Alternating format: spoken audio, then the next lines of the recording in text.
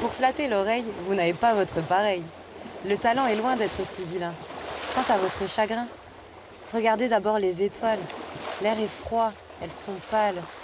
Elles font pourtant briller les yeux et nous réchauffent de leur feu. Sentez-vous leur puissance. L'univers tout entier y danse. Si le monde tourne grâce à elles, le cœur doit suivre la ritournelle. Les vers qu'elle déclame, c'est lui qui les écrit.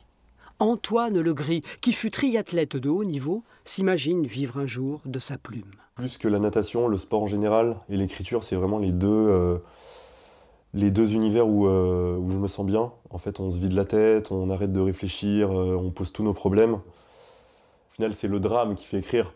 C'est la beauté du drame. Et j'en ai vécu du drame dans mes histoires d'amour et c'est pour ça que j'ai beaucoup de choses à raconter aussi. Est-ce une sorte d'attirance ? Le terme est fort, faites clémence. Mon cœur, en y pensant, bondit. Quelle est donc cette diablerie ?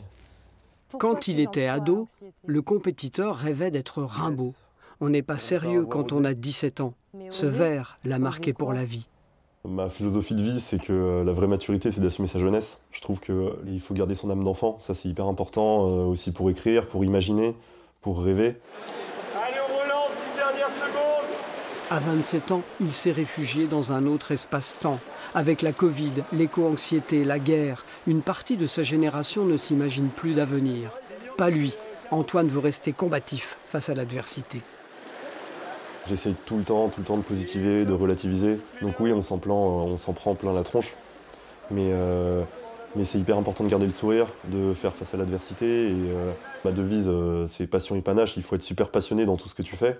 Il faut toujours y aller à fond, être à 100% dans ce que tu entreprends. Et c'est comme ça qu'il y a des belles choses qui arrivent. C'est l'histoire d'un sportif qui plonge dans le grand bain de la littérature. Contre vents et marées, il relève avec panache le défi de l'écriture.